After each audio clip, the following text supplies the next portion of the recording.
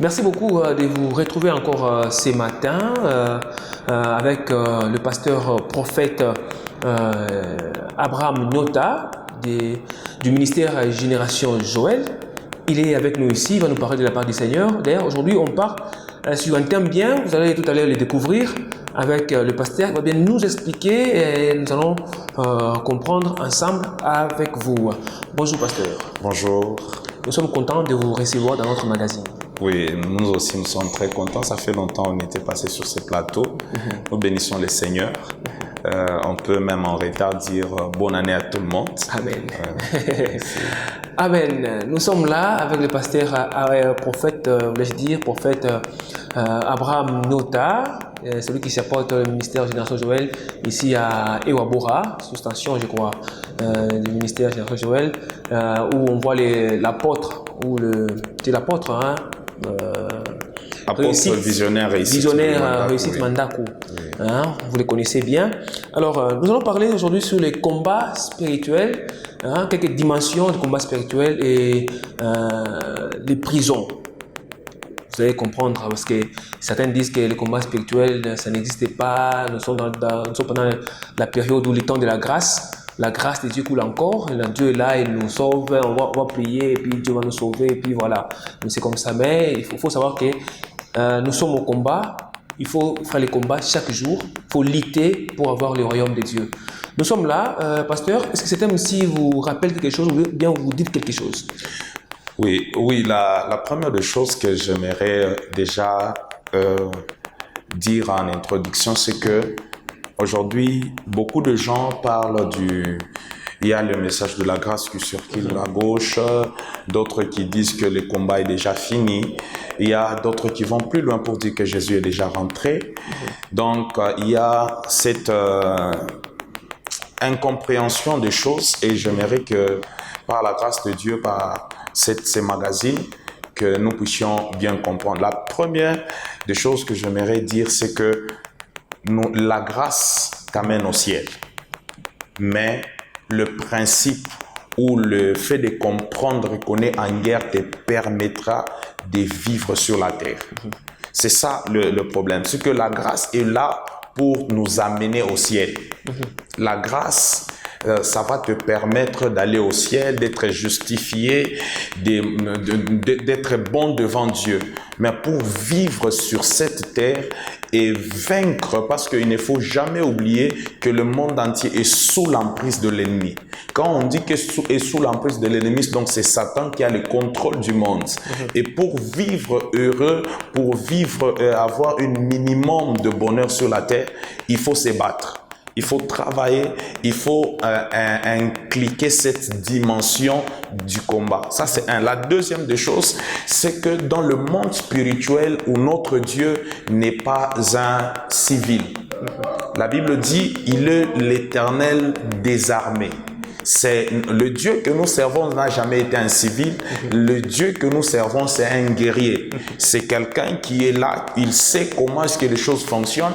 Et si vous prenez l'histoire des enfants d'Israël, vous allez comprendre que Dieu les a fait quitter l'Égypte pour les transformer en guerriers. Parce que les territoires que Israël devait hériter étaient occupés. Pour occuper Canaan, il fallait d'abord vaincre les personnes qui étaient là. Donc Dieu, il fait sortir tout un peuple sous l'esclavage de Pharaon et pour les amener à combattre. Donc la guerre ou le combat nous amènera, nous conduira même le dernier jour là où on sera vraiment, on va rentrer dans la terre, nous allons combattre. Amen. Alors les combats d'Amalek et Israël, c'est à perpétuité, dit la parole de Dieu. Oui. Alors, pasteur, c'est quoi d'abord le combat? Le combat, c'est... Bon, je ne sais pas si on peut chercher à définir les combats. Donc, il faut savoir... Les combats spirituels. Les combats spirituels, ok. Si nous voulons comprendre bien les combats spirituels, nous devons d'abord entrer dans l'histoire de l'humanité. Donc, aujourd'hui, il y a des guerres à gauche, des guerres à droite, et toutes ces guerres, ce sont des guerres territoriales. Donc les gens se battent pour avoir l'emprise sur une terre ou avoir quelque chose.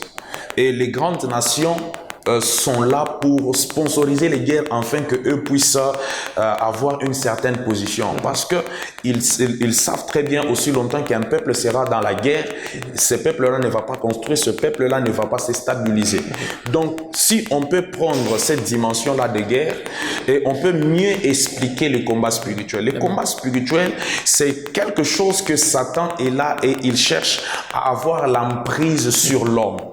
Pourquoi? Parce qu'il sait une chose qui est la plus grande ou la plus grande chose que Dieu a créée et qui a réussi, c'est l'homme.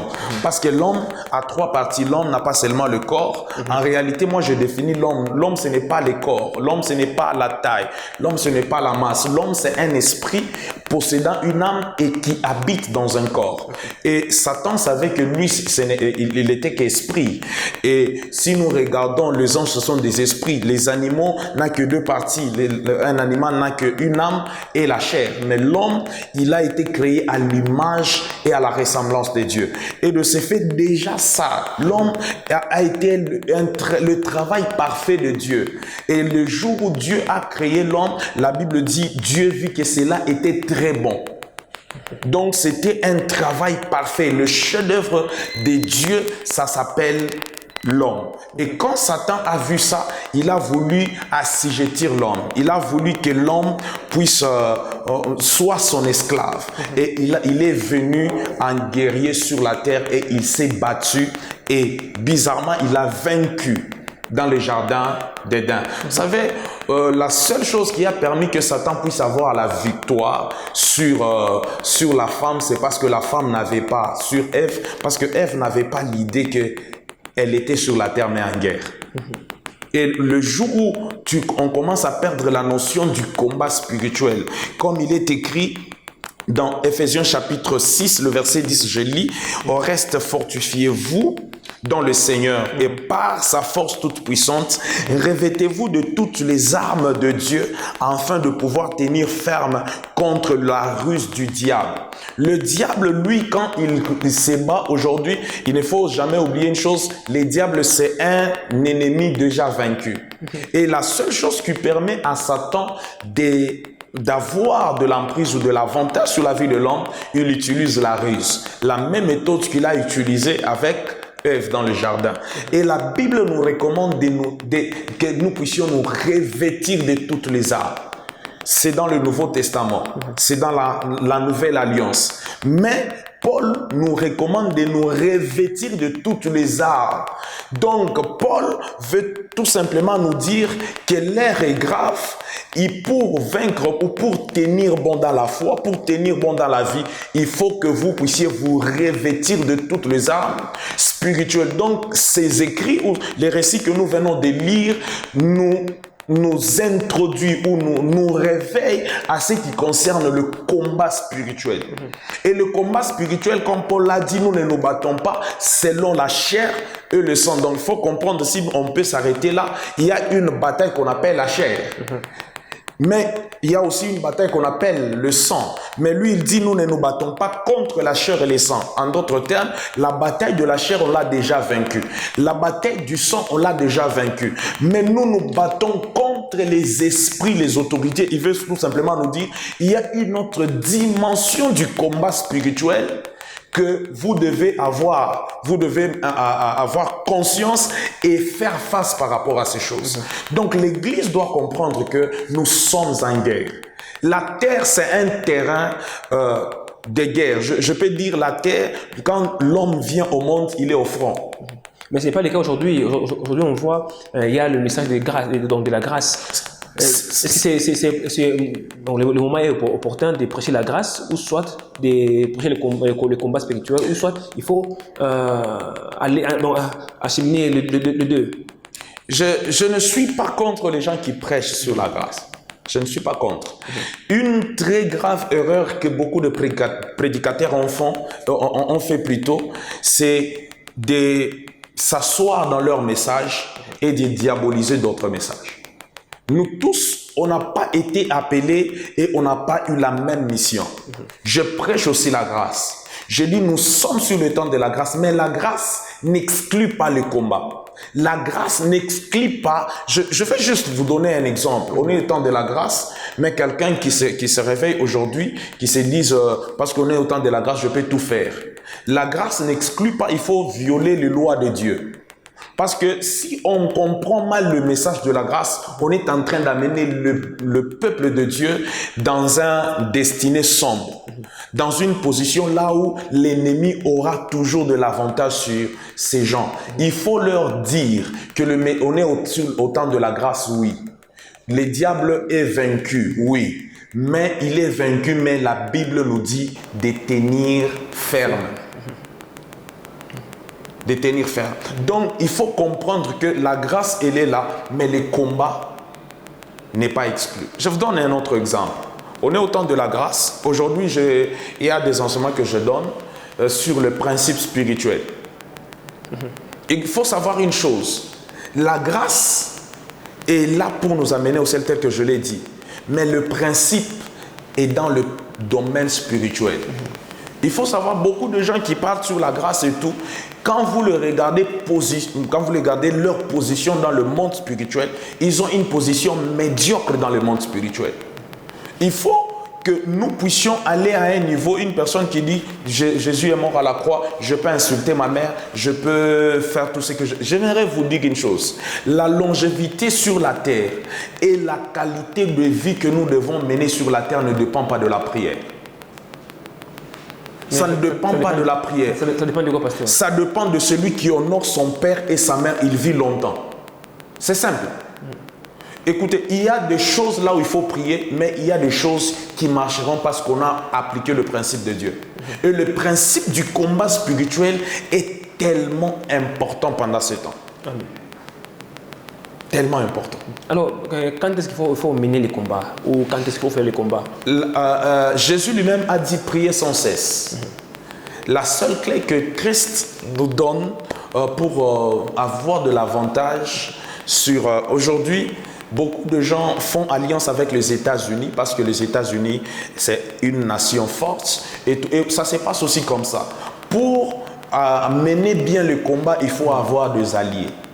C'est pourquoi Christ est mort, il est notre allié par excellence. Et quand on est avec lui, la victoire, elle est rassurée d'avance. Et on doit mener le combat tous les jours. Quand on se réveille, on est en guerre. Est-ce que avez-vous déjà vu un sorcier dire aujourd'hui je suis fatigué, je ne vais pas aller dans le monde des ténèbres? Les sorciers ne manquent jamais leur réunion. Il n'y a que des chrétiens qui sont capables de ne pas aller à l'église. Il dit je suis fatigué. Mais un sorcier, il sait une chose, que dans leur monde, s'il peut juste dire qu'aujourd'hui je n'irai pas, il y a un risque qu'on puisse les manger. Parce que aujourd'hui il y a telle église qui prie, l'atmosphère est saturée et les sorciers disent on n'arrive plus à tuer les gens. Et on dit on va manger qui? Et puis on regarde, non, c'est la maman telle n'est pas venue aujourd'hui, on la mange quand même elle, parce qu'on ne peut jamais faire des réunions sans fête. Et les sorciers connaissent ces principes, ils ne peuvent jamais s'absenter dans le monde de ténèbres. Et dans ces principes, parce que Satan travaille matin, midi, soir, la Bible elle-même dit, il est descendu animé d'une grande colère, sachant qu'il a peu de temps. Il sait, il est en train de maximiser. La guerre, elle est permanente avec Satan. Et lorsque nous sommes là, nous nous disons, c'est ça, il faut se battre à permanence. La guerre, elle est permanente. Satan, c'est un ennemi féroce. Il sait qu'il a peu de temps et il se bat tous les jours. Il n'y a pas de temps là où il faut prier pour le combat spirituel. Même quand je mange, je peux chasser les démons. Vous savez, aujourd'hui, je peux, par exemple, tu manges une nourriture qui est polluée ou empoisonnée. Si tu as cette nourriture-là, et puis quand tu es en train de manger, tu sens que l'Esprit de Dieu te dit cette nourriture est empoisonnée. Tu vas commencer à adorer Dieu. Ben, on laisse passer le pied. Non, on jette ça. On jette ça, mais on prie. On neutralise le poison. On fait une prière de combat. À la fin, au pied, on mange. Papa. On sait qu'il y a du poison. Il y a ceci. Peut-être ça, c'est votre foi. J'ai dit, tu as déjà mangé.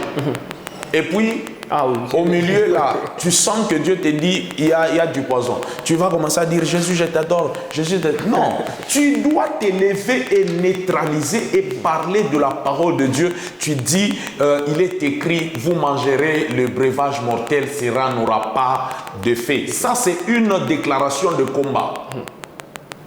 On peut se battre partout, même quand je suis dans les taxibus.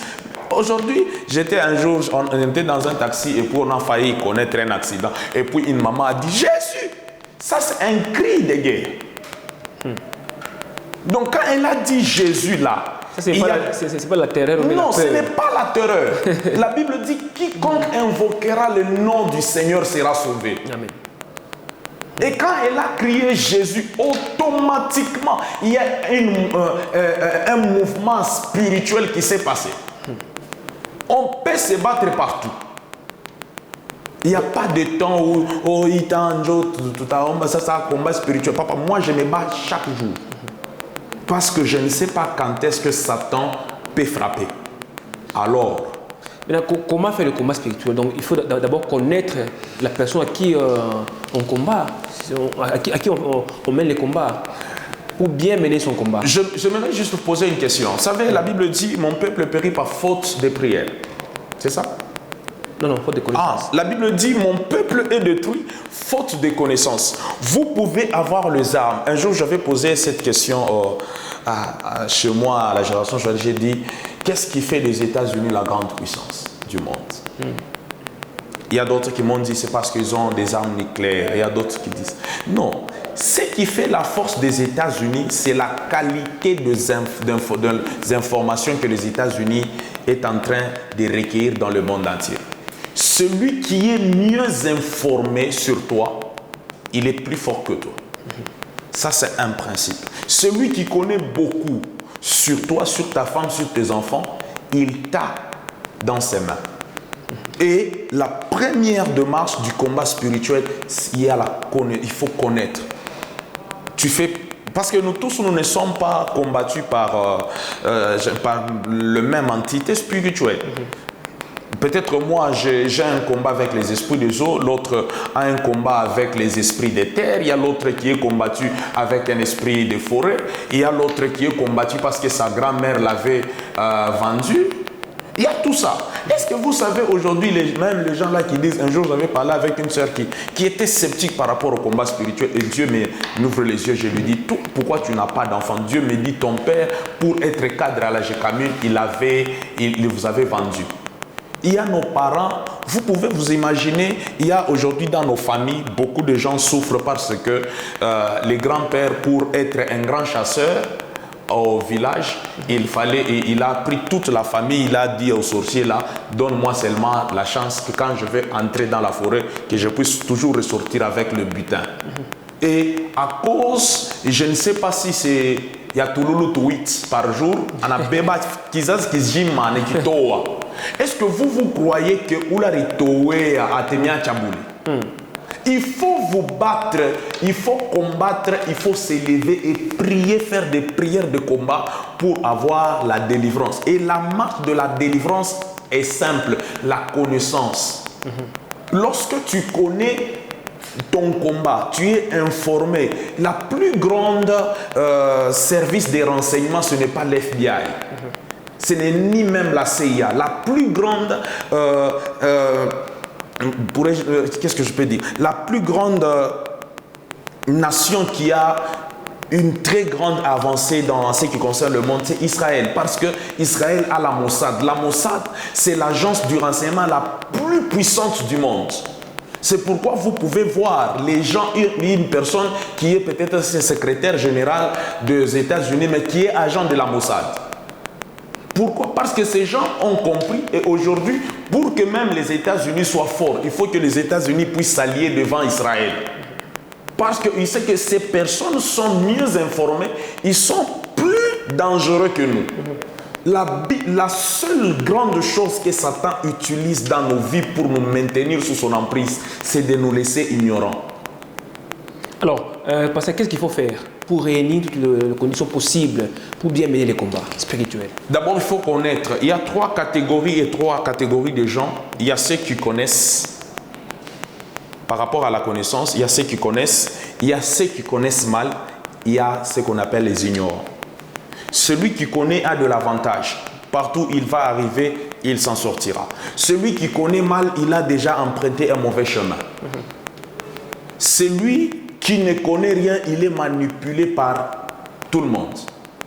Donc, il faut, la première des choses, avoir des bonnes informations sur ton ennemi, sur quel type de combat que tu as pour vivre la gloire de Dieu. Aujourd'hui, il y a une sœur à Colosie. C'est là où l'influence dans la vie est mauvaise. Suivre ou faire des choses comme est très mauvaise. Il y a une sœur, moi j'ai prié avec cette sœur. Elle était enceinte de 2 mois. Un homme l'a eu. Un homme avec Namimba.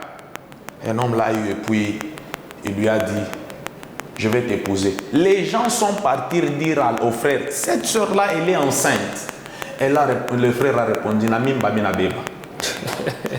3 ans après le mariage, elle a divorcé. Et quand elle divorce, 1 année après, on l'épouse. Pour aujourd'hui, elle est à Norvège. Et j'ai compris que cette sœur, le problème du mariage, ce n'est pas son combat. Donc je ne peux pas prier par rapport au mariage comme elle. Elle est capable, même elle est enceinte, on l'épouse. Mais il y a des sœurs intelligentes, belles, elle met le make-up, elle s'habille sexy, elle fait tout, mais le mariage ne vient pas. Mais il y a d'autres, on peut même les épouser, il se réveille comme ça, il est mal habillé, les cheveux en bataille, mais on l'épouse. Donc il faut savoir que peut-être mon combat à moi, c'est le ministère. Quand moi je prie pour le ministère, je prends 4 heures du temps pour prier. Est-ce que toi aussi tu es obligé de prendre 4 heures du temps pour prier pour le ministère? Peut-être toi, tout ce que tu vas faire, c'est être dans le journalisme et puis ça paye. Donc ton combat, ça peut être un combat professionnel lié au journalisme. Donc il faut savoir que je suis combattu pourquoi? Pourquoi l'ennemi se concentre-t-il dans tel domaine? Le diable, quand on dit il est malin, il est rusé. La ruse, c'est une haute dimension de l'intelligence. Il est intelligent et il sait ce qu'il fait. Satan ne peut jamais se concentrer dans un domaine de ta vie pour rien. Quand il se concentre dans un domaine, sache que c'est dans ce domaine-là que la gloire de Dieu explosera.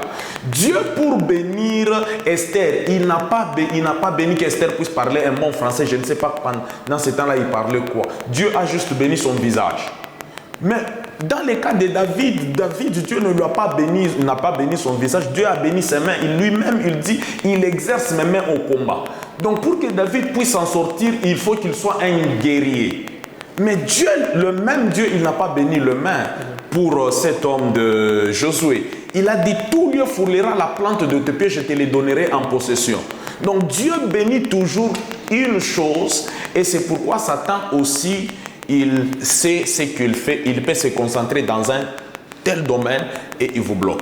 Qu'est-ce qui accompagne un combat? Qu'est-ce qu'on peut accompagner avec un combat? Soit les actions de grâce ou soit des offrandes? Bon, il y a beaucoup de choses. Quand il s'agit du combat spirituel, c'est un domaine très vaste. C'est pourquoi la chose la plus importante dans le combat spirituel, ça s'appelle la révélation. Lorsque tu es révélé, peut-être Dieu peut te dire dans telle dimension, il faut faire ça. Fais une offrande ou fais 20 jours de prière, va voir telle personne, fais ça, ça et ça. Et puis tu appliques et puis tu pries, tu as la victoire dans ce domaine. La plus grande arme que nous devons utiliser s'appelle la révélation. C'est pourquoi Dieu, à ce qui concerne la révélation, Dieu, il travaille de telle sorte que tout le monde puisse au moins savoir là où il est en train de partir. C'est pourquoi Dieu a créé le sommeil. La Bible dit Dieu parle tantôt d'une manière, tantôt d'une autre, mais souvent il nous parle quand on est en plein sommeil, pas des visions nocturnes. Et écoutez, chaque chose que nous rêvons, il y a toujours une part de vérité.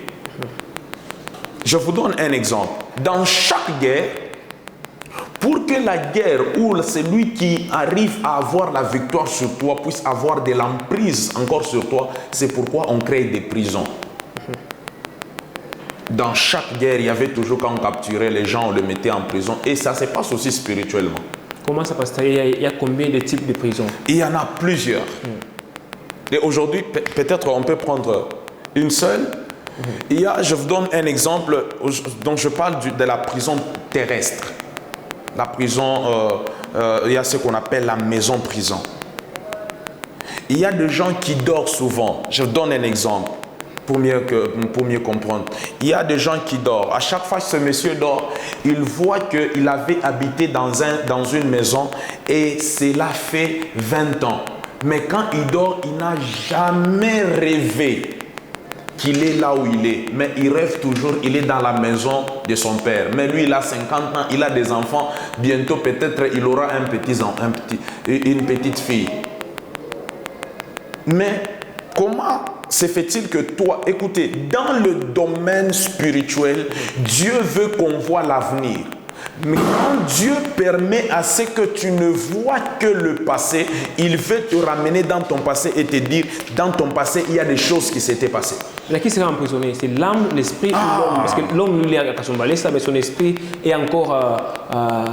donc, il se voit encore à Kamina, mais lui, il est Salumbashi. Écoutez, ce qui est important, je vous ai dit que l'homme n'est pas le corps. L'homme, c'est un esprit habitant, possédant une âme et habitant dans un corps. Ce qui est important, c'est ta position spirituelle. En réalité, je vais juste te dire, ta position spirituelle n'est pas à Lubumbashi, tu es encore à Kamina. Mais comment ça passe? Parce que l'homme vit, il y a l'homme, il y a l'âme, il y a l'esprit. Dans l'homme, c'est ça, non? C'est ce qui fait l'homme. Mais comment est-ce que l'homme peut vivre, manger, travailler, mais son esprit est encore à Kamina? Oui, c'est normal. On peut être ici. On est en train de parler et puis tout d'un coup, je fais... Et puis tu me parles, je n'écoute plus. Est-ce que je suis là? Physiquement, oui. Mais je suis là où mes pensées sont. C'est pourquoi, quand je dis, ça se passe, c'est comme ça. Une personne peut être dans les délivrances, on dit, on chasse les démons. Tu es où? Non, on l'avait déjà amené au village, c'est là où il est emprisonné. Emprisonné comment? En réalité, on a emprisonné ton esprit. On a emprisonné, je vais aller trop loin pour dire, on a emprisonné ton étoile. Satan, il peut te laisser avec ce qu'on appelle la photocopie, mais il prend l'original et il utilise ça. Le temps viendra là où nous parlerons sur comment est-ce que Satan fait pour bloquer les gens, pour avoir une emprise sur eux. La première des choses qu'aujourd'hui peut-être je vais dire, il y a dans des maisons là où on était, une maison hantée, ce n'est pas une maison là où il y a des manifestations des esprits seulement, d'une manière tangible. Une maison prison, c'est partout où s'est passée une spiritualité et qui vous a bloqué. Je me souviens, un jour, je donne mon cas. Souvent, je suis prophète, un homme de Dieu, faisant des miracles, marchant dans la crainte de Dieu. J'ai une très bonne réputation, les gens me respectent. Mais à chaque fois quand je dormais, je me voyais toujours dans une maison qu'on avait payée. Là où on avait payé et puis on était resté là. Mais là, ce sont souvent des souvenirs qui peuvent rester. Écoutez, souvenir, ça peut être une fois. Mais si ça devient 2 fois et 3 fois, oui, il y a un problème. Et je me voyais toujours là-bas. Et un jour, j'ai commencé à prier. J'ai dit, pourquoi je me vois là-bas? Il ne faut jamais oublier, je vous ai dit, un homme doit voir l'avenir. Lorsque Dieu te ramène dans ton passé, il veut que tu puisses comprendre que ton passé a encore de l'emprise sur toi. Est-ce que tu sais que le passé peut avoir de l'emprise sur toi?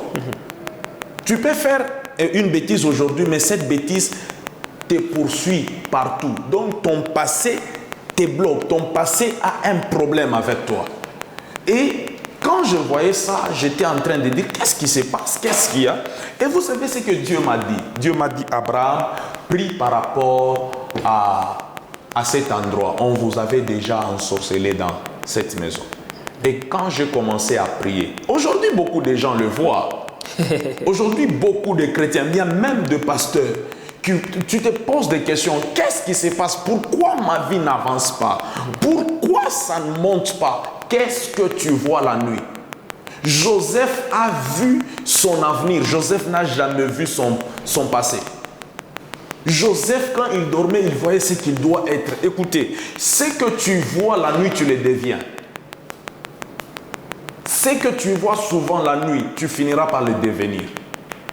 Tôt ou tard. Alors, mais qu'est-ce qu'il faut faire pour éviter cela? Parce que ça, c'est.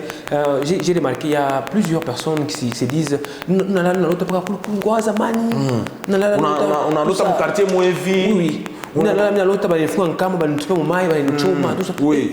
Tout ça, c'est quoi? Qu'est-ce qu'il faut faire pour. Dieu te donne la révélation. Il veut que tu puisses te réveiller et il veut que tu pries par rapport à ça. Écoutez, une spiritualité.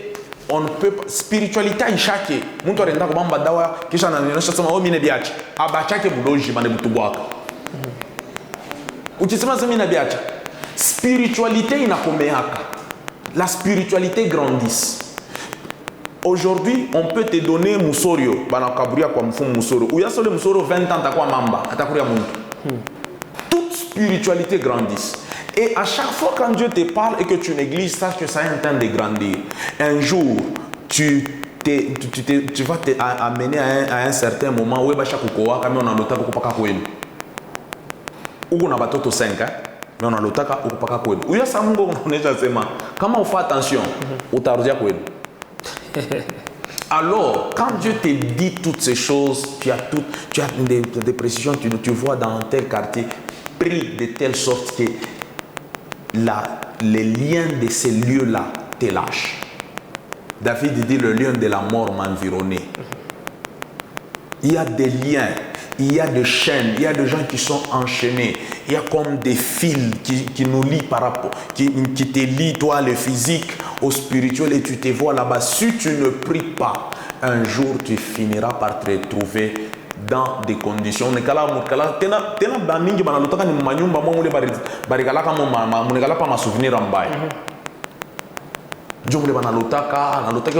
Comment se fait-il tu peux être, tu es une grande personne, mais tu rêves que tu es chez vous. Mais il faut rêver que soit tu rêves le présent, soit tu rêves l'avenir, pas le passé. J'ai prié pour toi qui me suis, que Dieu t'amène à vivre la délivrance. Vous m'avez posé la question, comment faire? Comment faire pour être délivré? D'abord, il faut prendre conscience. Ça, c'est un. Deuxième des choses, si tu as prié, tu ne sens que ça n'avance toujours pas. Cherche les hommes de Dieu. Il y a certaines choses. Écoutez, peut-être mouile mpango bari mifungia kamwe bote munalotaka kwenu mnakalaka paka mule. Et puis mnekala sana chie mishapendaka sana kwetu. Aina so shopenda kwenu. Basha unifungia kule. Un jour, lorsque quand tu te retrouves dans ces et puis tu pries peut-être pour vous ensorceler, pour vous bloquer, il y a quelqu'un qui avait fait des grands sacrifices. Et ce genre de démons, tu ne peux pas te réveiller seul comme ça. Écoutez, lorsque tu es en prison, c'est peu qui s'évadent. Beaucoup, on vient les délivrer. C'est là où la délivrance, elle est importante. C'est là où il faut contacter les hommes de Dieu qui défendent la même chose, qui ont ces capacités-là de te faire sortir de chez vous.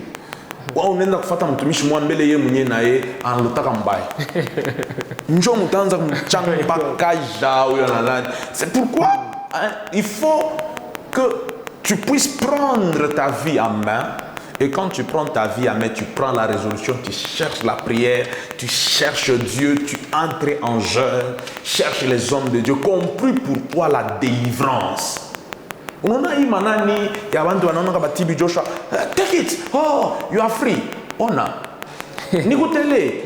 Kuko kaji. Kutosha mtu mpepo. Nikutele ile you are free mtu ananguka. Il faut banakufanya imashoni shaanza kusema tufanye ma délivrance ya toka twende. Hata 1 heure d'ita tuna kuandama kama mpepo. Et c'est chaud ça. C'est une dimension ingine ile baba banatenda. Yes, les disciples les disciples qui avaient Jésus là. Jean dormait dans la poitrine de Jésus. On a amené un démoniaque. Ils ont échoué de chasser les démons. Vous ferez des plus que moi. Non, il faut savoir une chose. Plus on avance, plus la spiritualité est en train d'être diluée. Quand on dit vous allez faire des choses plus grandes que moi, donc il faut que les gens puissent prier, se sacrifier plus que Jésus. Parce qu'il n'y a pas de gloire sans sacrifice. Il n'y a pas de puissance sans gloire, sans sacrifice. Il n'y a pas de manifestation de l'esprit sans de longues prières.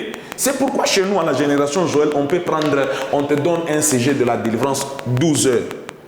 Et puis, on applique à 18 heures. Pourquoi? Parce qu'il y a certains démons, il faut que tu insistes, tu lites. C'est une lite. Il est même pas pour il t'a lité pour que tu puisses aussi rester. Amen. Ça va, ils vont liter. Il faut même appeler, peut-être, je ne sais pas s'ils appellent aussi au secours. S'il y a des démons aux alentours, les démons vont encore se renforcer. Je ne peux pas vous chinger, je ne peux pas vous vivre. On n'a pas Facebook. On a rebat délivrance. À l'église. À l'église. C'est compliqué. Et Dieu veut nous amener à vivre la gloire de Dieu. Je m'aimerais clore par une chose. Il n'y a pas de gloire. Il n'y a pas de gloire, il n'y a pas d'élévation sans passer par le combat et la délivrance. Amen. Que Dieu vous bénisse. Merci beaucoup, prophète Abraham. Je ne sais pas si vous avez un mot à dire, à ajouter. Parce que nous sommes déjà... Ce que j'aimerais vous dire, c'est que Dieu est en train de faire un travail exceptionnel dans vos vies. C'est pourquoi il vous donne toutes ces visions quand vous dormez. C'est pourquoi peut-être vous ne dormez pas, mais vous avez déjà eu à constater des choses qui n'avancent pas. Et vous vous dites à l'intérieur de vous, il y a quelque chose quelque part qui n'avance pas. Laisse-moi te dire, Dieu te parle. Et il te fait passer ce message. Et aujourd'hui, tu as cette opportunité de me suivre parce qu'il veut encore renforcer cette position que tu as, qu'il y a quelque chose qui n'avance pas. Amen. Lève-toi. Prie, cherche la face de Dieu. Cherche les hommes de Dieu qui peuvent t'aider. Cherche les gens qui peuvent te booster. Des gens qui sont plus forts que toi. Les gens qui ont une alliance plus grande que toi. Des gens qui peuvent te prendre et t'amener à vivre la délivrance. Parce que pour que l'ânesse que Jésus a été monté sur puisse vivre cette gloire de l'entrée à Jérusalem, il a fallu qu'on puisse d'abord délier l'ânesse. La délivrance, elle est importante. Sois d'abord délié, c'est alors que tu vas participer dans la gloire de Dieu. Amen. Quiconque invoquera le nom du Seigneur, il sera sauvé. Il est temps bien aimé d'invoquer le nom du Seigneur et vous serez sauvés et délivrés. Ne négligez pas le combat spirituel. Donc nous devons mener une vie de combat chaque jour pour être délivrés et avoir des bonnes choses. Merci beaucoup. Je dis merci beaucoup à Eddie Capend. Merci beaucoup à la coordination DG Landini Yabar. Et on se retrouve la semaine prochaine. Merci beaucoup.